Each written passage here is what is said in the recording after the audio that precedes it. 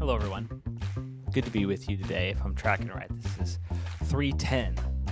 It's cool to continue along in this project, and thankful for all of you that are walking with us and enjoying the podcast. As always, anything you can do to help to advance it, whether it's sharing it with someone you know and love, you think it'll bless or benefit, or sharing a Facebook update or anything along these lines, helps to move this podcast along. And it's just such a blessing to me to have all of your support and all of you reaching out. And there's just such a great amount of love and joy that I get out of this work. And I hope that God will continue to bless it as we move forward, but also bless your obedience to his word, and then it can be a conduit of that. So today we're going to look at one verse, 1 Corinthians 13, verse number 4. This is the first time in a long time we've looked at just one verse, because we've been trying to move through 1 Corinthians a little bit better. But I'm going to take a little bit more time through 1 Corinthians 13, because it's so good.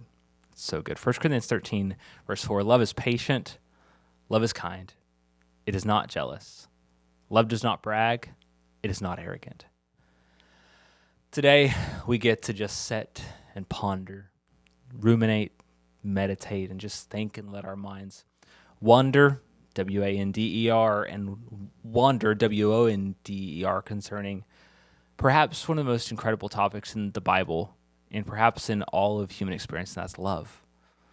Love and poems about love have a long history in human civilization and in what it means to be human, because it's truly a sublime thing to experience, whether it be the love of a parent, a sibling, a friend, a romantic partner, or a stranger. Indeed, love in its purest form is nothing short of divine, and it should be no surprise that it's a taste of goodness beyond ourselves. As 1 John tells us that God is love, that the only true source of this mentality and this experience can be from the very hand of God. As we think about expressions and experience of love, it's no wonder that humans try to put into words this unfathomable phenomenon, this glorious phenomenon with images and pictures, just to try and capture and express a taste of how wonderful this is, to be able to write down a collection of words, to evoke a nostalgia for that, and a connection with that, and a recognition of that is obviously just a wonderful, in principle, just a wonderful pursuit. And today we're in a masterful reflection. Love this chapter. And I think it's one of the most beautiful sections in the entire Bible, if not in the entirety of human literature and human history. That, I mean, really, I acknowledge my bias on that, but I just really like it. So I think if we all truly internalized this to the fullest degree, the world would just be a really wonderful and beautiful place. While Paul is employing this reflection in the context of spiritual gifts specifically, and the church at Corinth more generally, this section of text truly stands on its own as a summation of God's perspective on love.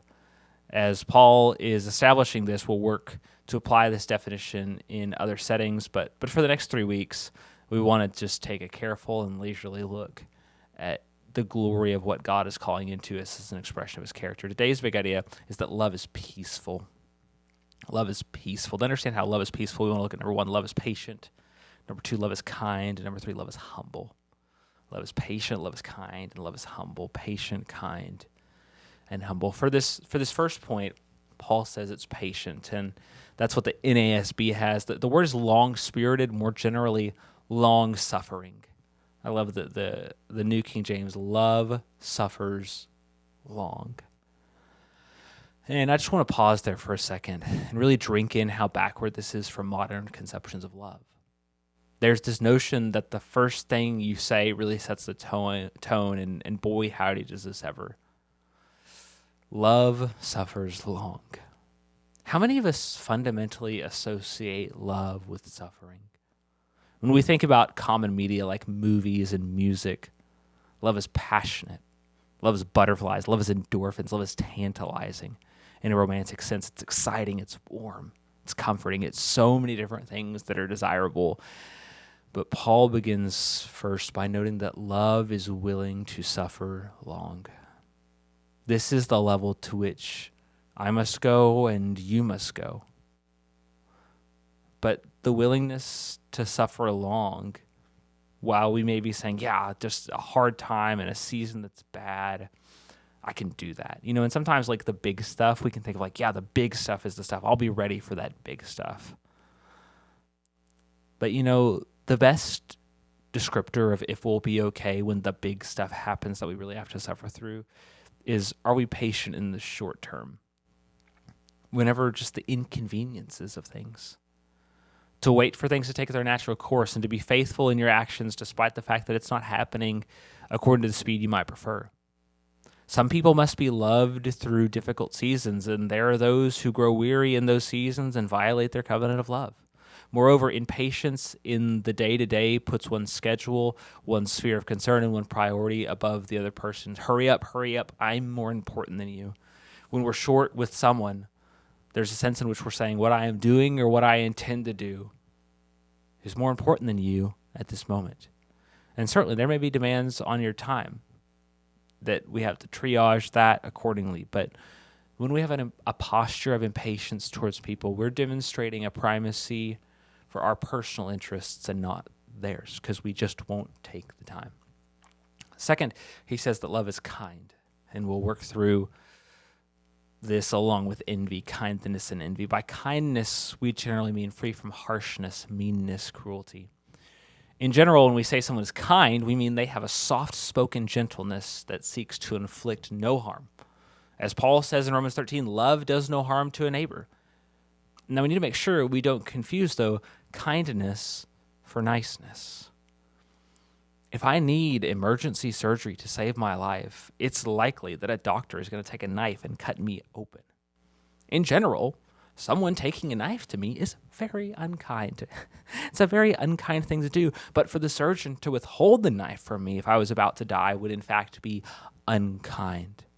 Similarly, there may be times when we need to tell people a truth that's not nice. It may hurt their feelings, but the withholding of that difficult truth may cause them more harm.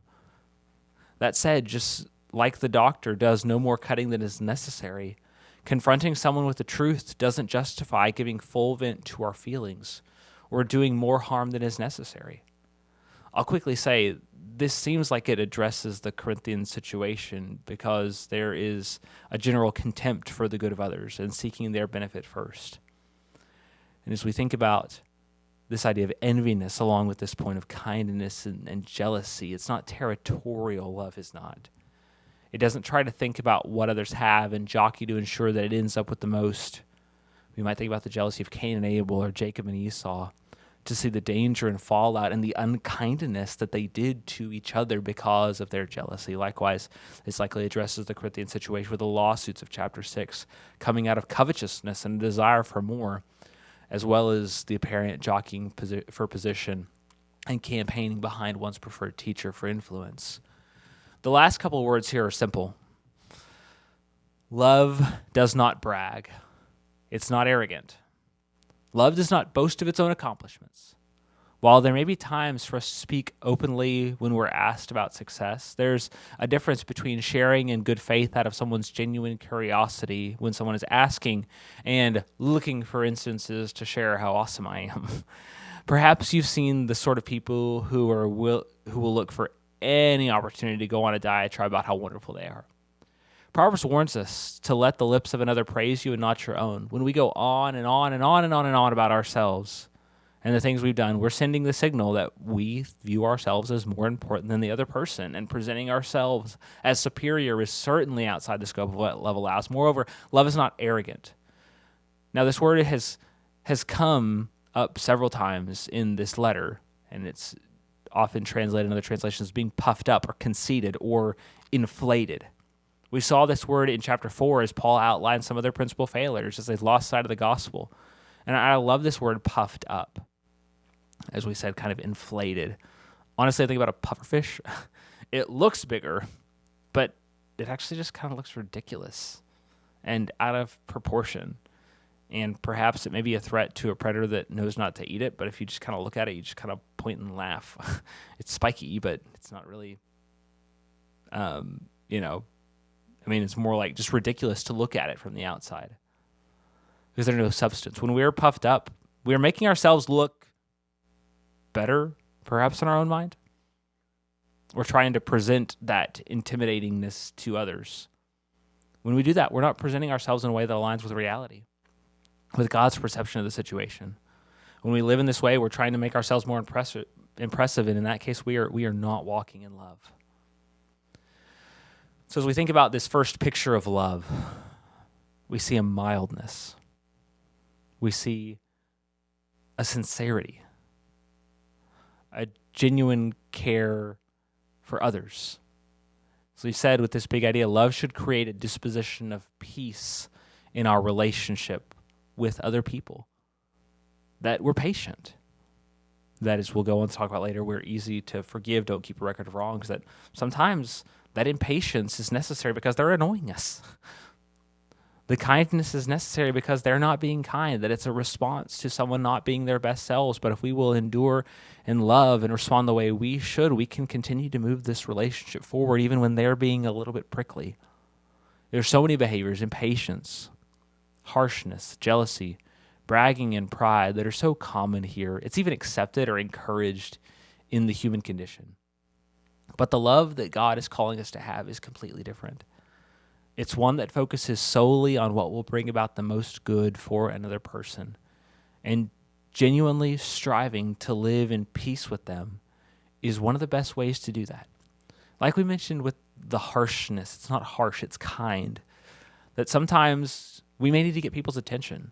I remember times as I was about to walk into the street, my father would yell at me. There would be a harshness to that, but that harshness was done for my own good, for my own safety. That the times we disrupt are not because we're frustrated or we're annoyed or we've had enough, but it's because there's an actual, genuine, necessary good, and we don't strive to live in those places of dysfunction and unpeacefulness. Rather, we decide to live with peace. And so are you patient with people? Are you willing to suffer long? If someone you loved, someone in your home or in your care developed a situation that required your suffering and it was going to be long, can you handle that? Are you patient with people at stores, servers? Are you patient when you're driving? Are you patient with your spouse and your kids? Patience is not just something that emerges in hard situations. It's a character attribute, and are you showing it in the little things? Do you speak in a way that benefits and blesses, or in a way that's unnecessarily cruel and harsh, that looks to push people down and to suppress their opinion? Do you get jealous of what others have? Are you envious, be it talent, wealth, opportunity, responsibility? Do you desire it for yourself at their expense? Do you promote yourself and see yourself as the best? Do you think I should be in charge of everything and you try to tell everyone how great you are because you are the best? Do you look for opportunities to share the ways in which you've done awesome things or are better than others or superior to others? Do you try to make others feel small so you can feel important? Do you think rightly about yourself and with lowliness towards others? Or do you allow selfishness to cause you to inflate your self-presentation to other people? Thanks so much for joining us today here at 15 Minutes in a Big Idea. Today's big idea: love is peaceful.